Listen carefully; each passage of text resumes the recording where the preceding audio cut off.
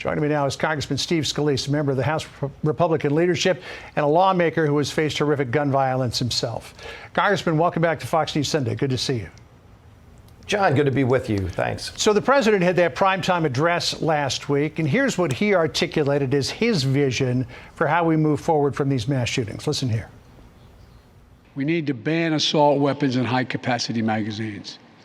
And if we can't ban assault weapons, then we should raise the age to purchase them from 18 to 21. Strengthen background checks, enact safe storage law and red flag laws. So let me take what the president said and break it into two main parts. First of all, an assault weapons ban. When you were at that practice for the congressional baseball game, you were shot by a weapon, a very powerful weapon, that would not have been subject to the 1994 assault weapons ban. Yet the shootings that we saw in Uvalde and in Buffalo and in Tulsa, Oklahoma, were committed by weapons that would be subject to that ban. So in terms of that particular issue, what's the best way forward? Well, John, the best way forward is, first of all, when you have a shooting, instead of sitting down and going, okay, what is really causing this? Why do we see these happening more and more in the last few years? It immediately becomes a debate about taking away guns. And you see Democrats quickly run. In the day of the shooting, they were talking about passing H.R. 8 in the Senate. Go look at H.R. 8. It would have done nothing to stop this shooting. But and by the way, the president himself went even further and started talking about going after handguns in that same speech. And so immediately pushes everybody in a corner instead of sitting down and saying, why don't we look and see if we can find some telltale signs so that there can be intervention? Some communities actually do this. This just happened a few days ago in Berkeley, California. There was a student that was trying to not just shoot, but blow up his high school. And other students found out about it. They alerted authorities, and authorities were able to move and stop it before anything happened. We need to be focused more on stopping things before they happen. This isn't something that we're having a conversation about right now, and it should be. It immediately becomes about Democrats wanting to take away guns. Go look at the hearing that they had last week in Congress. I mean, you had members, Democrats, cursing out the Second Amendment. You had members saying, well, if we can't get this, we're going to blow up the filibuster and pack the Supreme Court to get around the Second Amendment. The Second Amendment is not some guideline. It's part of the United States Constitution and the Bill of Rights. And it's there for a reason, by the way. Every day in America, people use guns to defend themselves. And there are a lot of examples of that, too. So instead of talking about Democrats always wanting to take away the rights of gun owners, law-abiding citizens especially, why don't we talk about the root causes of these problems? And there is some common ground to be found there, John. That's not where the conversation is today, unfortunately. And frankly, I'd like to see us go in that direction. There may be common ground, but unfortunately, it seems nobody wants to find it. Let me take the second big chunk of what the president said. That's the idea of raising the age to buy one of these long rifles. The man who shot you was 66 years old. Between 1949 and 2018, only 2 of the 30 worst mass shootings were carried out by people younger than 21. However, since 2018, 6 of the 9 deadliest shootings were committed by people who were 21 or younger. So in light of those statistics, what's the best way to go on whether or not to raise the age? Well, first of all, you can look in California. They had a bill to raise the age in the state of California, and a federal court ruled it unconstitutional. So instead of trying to go down unconstitutional routes, why don't we look at why more young people are doing this? And by the way, in a lot of these school shootings, there is somebody in that school that knew the shooter was going to take action before the shooting. And we did this after September 11th. We got really good about focusing on stopping something before it happens. If you're in an airport today and you see a bag sitting idle, it's not going to be there 5 minutes before somebody alerts authorities. We need to be helping get kids more engaged in alerting authorities if they see something they're concerned about, and let the authorities take action if it's necessary and try to intervene and stop something before it happens, instead of just immediately rushing to go take the rights of gun owners away.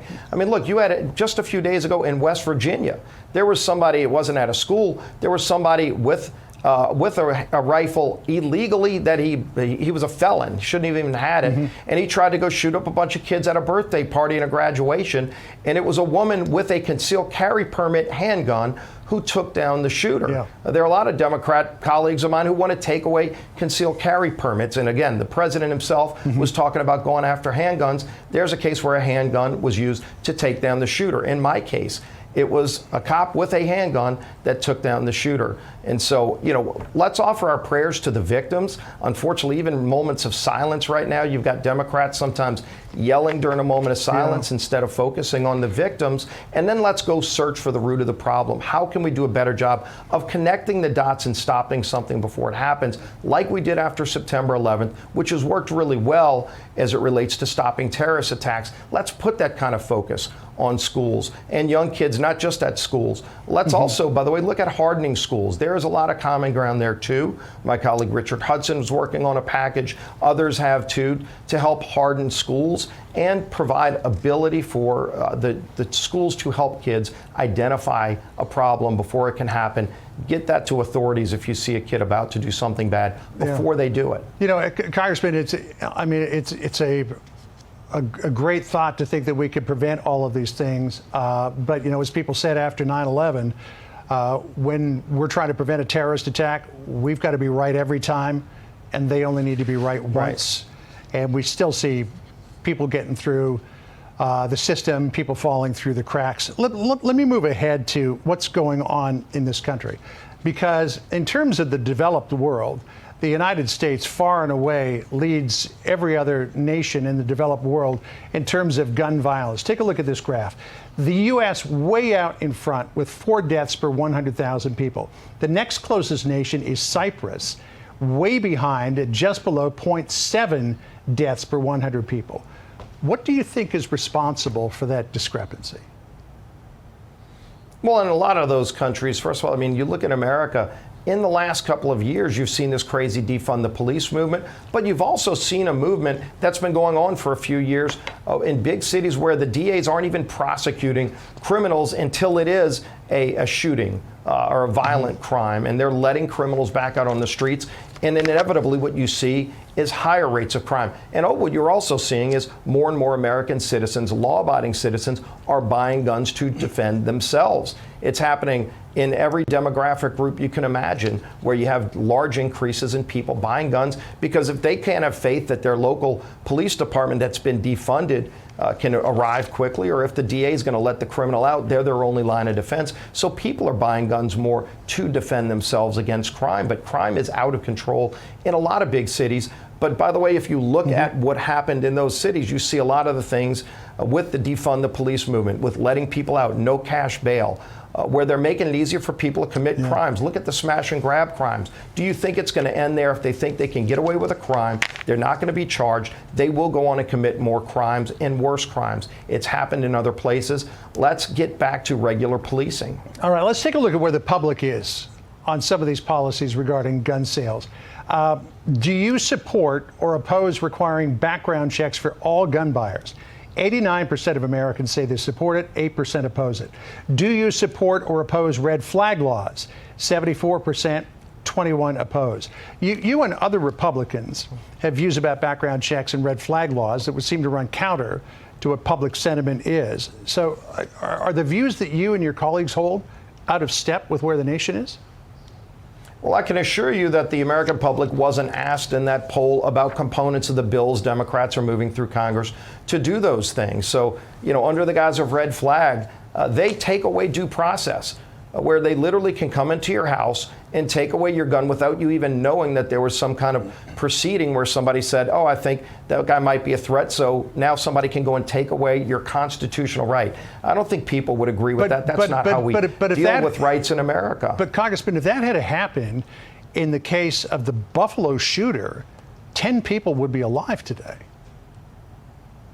Well, again, due process is a constitutional right. If you pass a bill that's unconstitutional and think it's going to solve a problem, again, I point to California. Maybe somebody thought taking away a gun from a 19-year-old is going to solve a problem.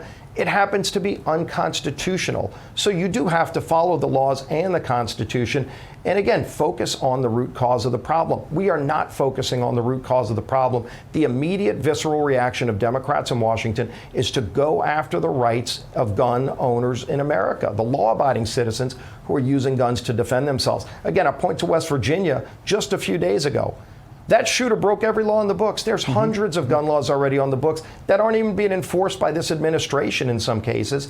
And so this guy's got a gun. He's going out to shoot a bunch of people. He doesn't even, under current law, doesn't have the right to have the gun, yet he's got the gun. Thank God there was a woman with a gun and a constitutional carry permit where she knew how to use the gun and she took the shooter down. If we take away the rights of those people, they're not going to be able to defend themselves from the people that don't care what the laws are. They're going to figure out what they're going to do. In Berkeley, they were using bombs to try to blow up the school. So why don't we focus on the root cause of the problem instead of trying to take away the guns from law-abiding citizens who have a constitutional right to carry it. We'll be watching closely the action in Congress this coming week. Congressman Steve Scalise, thank you for taking time out of your Sunday to speak with us. Great being with you, John. God bless. All right, see you soon.